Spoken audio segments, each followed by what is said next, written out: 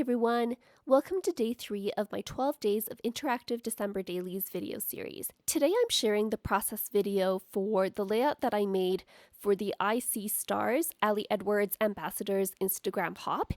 So make sure to check out my Instagram account for a list of all of our participants, as well as the playlist down below for the ladies who did YouTube videos for this hop. Because not everyone has access to specific products from the Ali Edwards shop, we thought it would be a good idea to do a hop based on a shape instead of a specific product, and then that way you can use any types of star embellishments that you might have and translate this page idea to what products that you have in your stash. For my layout, I'm primarily using the plastic stars that were part of this year's Ali Edwards December daily collection, but feel free to use any sorts of star embellishments that you might have that are flat and can be poked through, and you'll see why that is in a moment. So I'm starting out with a piece of white cardstock measuring 5 inches wide by 8 3/4 inches tall, and I've scored on that longer edge at 1/2 inch so that I can have a 1/2 inch hinge later on.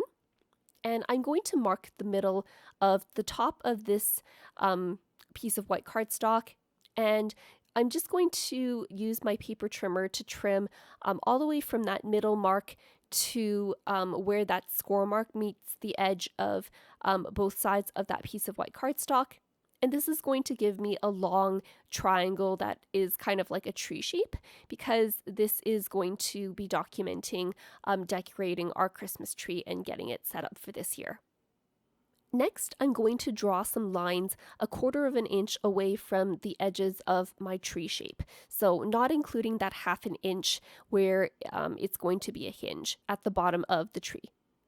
So the reason why I like using this Tim Holtz design ruler is because the boulder lines that you can see clearly on the ruler are all 1/4 inch apart. So all I have to do is line up the edge of that tree with a 1/4 inch mark and then trace along the edge of the ruler, and I know that all of these edges are 1/4 inch away. Next, I'm going to make marks along the bottom edge here at 1/8 inch apart. And I'm ultimately going to be doing some stitching, so I just want to make really small marks so that I can see them later on when I'm poking holes through my piece of white cardstock. And after that, I'm just going to go up from those marks at a 90-degree angle and mark where that line would intersect with that 1/4 inch mark all the way around my tree. So you have to be careful with this, because if you turn it diagonally and mark 1/8 inch along that line, you'll end up with more marks than you need because that diagonal is longer than the horizontal along the bottom of the tree. So make sure you're just going up from the bottom of your tree and marking your lines accordingly. Once one side is done, I can then turn my tree sideways and kind of go across these initial marks that I've made to make the symmetrical marks on the other side of that tree. So it takes me a while to do that, but now I have this all set up for poking, and I'm just going to use my tapestry needle to do the poking here on some, I'm just using some craft foam on top of a self-healing mat just so that I don't damage my desk. And you'll even see that I've already threaded 3 strands of floss through my needle. This is the DMC 320 color. It's kind of like a mossy green color that I thought would go perfectly with this layout. This DMC floss comes with 6 threads that are twisted together to form 1 strand of floss. So I just separated those out and used 3 strands at a time. And now I'm just erasing all of those pencil marks to clean up my tree there. And once that's done, I'm going to start my stitching. So I'm just starting out on the bottom corner and then threading my needle through one of the bottom holes, and then going up to the corresponding hole above that, and then threading that through again so that I end up with a lot of stitches going up and down, covering up the entire tree. And while I'm doing that, I'm threading some sequins. These are some sequins from my stash. I think I got them from Citrus Twist Kits. They sometimes throw random sequins in our goodie packs, so I save every single sequin that I get from them, and I think this is one of the mixes that I got from one of my recent packages from them.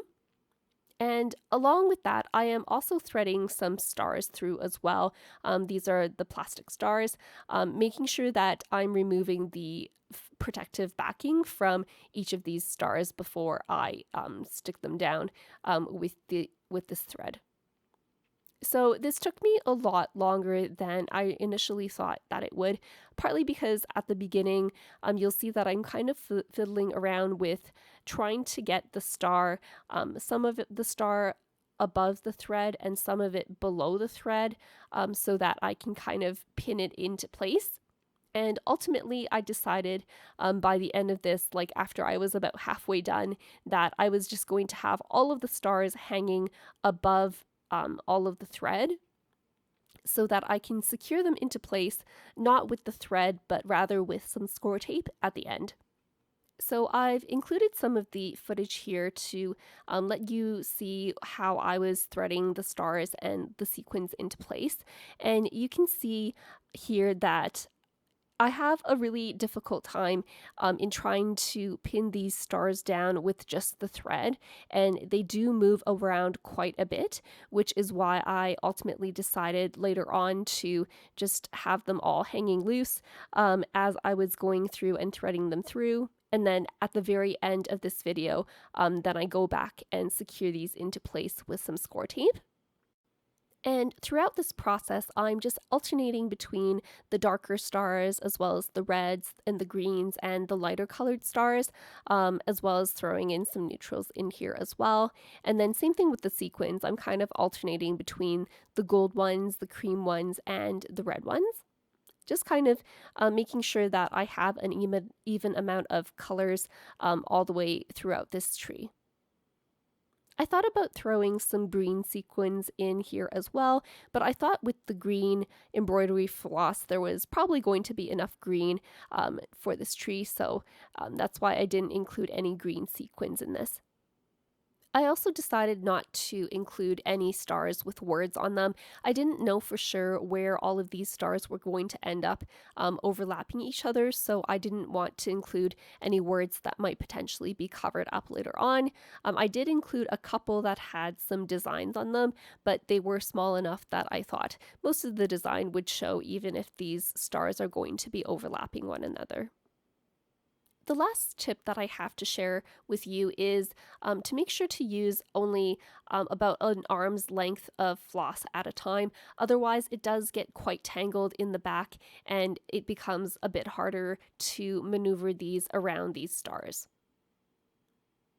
So this was about the point where you can see that some of my stars are half under the thread and half above the thread, and I'm just trying my best to kind of pin them into place, but they keep swinging in and out of these strands of thread, and I just am getting super frustrated with my layout at this point in time. So then you'll see that I just pulled them all out so that they can be hanging in the front of the thread, and I'll be securing them down onto my layout with some score tape on the back once I'm done threading all of these stars.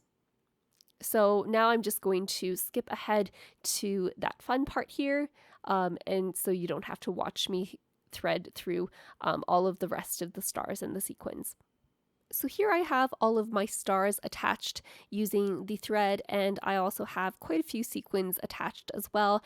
And now I'm just going to make sure all of my stars are pulled out in front of all the thread, and I'm going to adjust some of the sequins into place so that they can be seen scattered amongst these stars. And I'm just going to take a bit of score tape, this is 3/8 inch score tape, and just apply a small piece to the back so that I can stick this down into place. And I was initially worried that the score tape would show through behind these transparent sea stars, but they're actually not bad. I don't think I can see, like just looking closely at my layout now, I don't think I can see any of the score tape that was adhered onto the backs of these stars. So I am really impressed. I think I'll just go and do that for the future instead of trying to fiddle around and figure out how to pin these down using thread. Now that all of my stars are adhered into place, I'm just going to take out some star stickers. These are from Jolie's Boutique. I think I got them from Michael's, and I'm just going to scatter them kind of in between these stars where there are blank spaces, and of course one at the very top to be the star at the top of my tree. And that just adds a bit of sparkle and shine to my tree as well. So turning this tree onto its back, you can see that it looks like a huge mess, but I am going to be covering this up later on. But before I do that, I'm going to work on turning this tree into an interactive element. Here I have a 10x8 piece of pattern paper from the Ali Edwards December Daily collection. This was part of their add-on pack. And I just trimmed that to 7 inches wide to the same size as outside a page protector. Now I'm going to make this tree into a belly band so that I can slide things underneath behind it. So the bottom where I have that hinge is going to prevent things from falling out the bottom, but I need something to close the top of this belly band because I can't exactly make a hinge out of that tiny point at the very top. So what I did was I cut a piece of acetate down to 1 inch wide by, I think this is about 6 inches tall. It doesn't really matter as much. But what I did was I scored it at 1 inch away from the top so that that 1 inch is going to hook onto the back of my base page here. And then I'm going to attach the rest down to the back of my tree, so that this forms one gigantic tree belly band with the top being closed by the acetate and the bottom being closed by the white cardstock hinge. So I'm just using some score tape to attach that acetate piece onto the back of my tree, making sure that the top where the acetate is scored at the 1 inch mark, making sure that that part is lined up with the very top point of my tree, but not surpassing it. And then making sure that that edge is square with the bottom of my tree as well, because I don't want this to be at an angle at all. This is just going to hook onto the top of my base page. Next, I'm going to cover up all of these loose ends of the thread behind my tree, just because as I'm sliding things in and out of this pocket, I don't want my insert to get caught on any of these edges of the thread. So I've saved those 2 pieces of white cardstock that I had cut when I cut out my main tree piece. And I'm just trimming them down by about 3/4 inches tall so that I can use this to line the inside of my tree just on the back there. And of course I am using some score tape just because I don't want any possibility of this coming undone because otherwise the threads could potentially get loose. Once that's done, I'm just going to take a hole puncher and punch the holes on the right side of this page. This is going to be a page in the left side of my 6x8 album, so I'm going to punch the holes on the right side of the page. And now I'm just sticking some score tape to that acetate hinge right at the top of the tree so that I can secure that onto the back of my base page. And then I'm going to add some score tape to the bottom hinge as well and attach that to my base page too. In terms of some last decorations, I am just adding a number 3 chipboard piece to the middle of my tree. That just came from the Ali Edwards collection, and I am using that chipboard set throughout my entire album just to keep things consistent. And as for the title of my layout, I am sticking with song lyrics for now. I'm going to try to include at least one song lyric on each of my layouts for December Daily. So here I have one of those gold foiled strips that came in the Ali Edwards December Daily main kit, and I just turned that 180 degrees so that I could stamp the phrase "Oh Christmas Tree" on that right edge, and then I can cut that off and use the celebrate part in another spread if I want.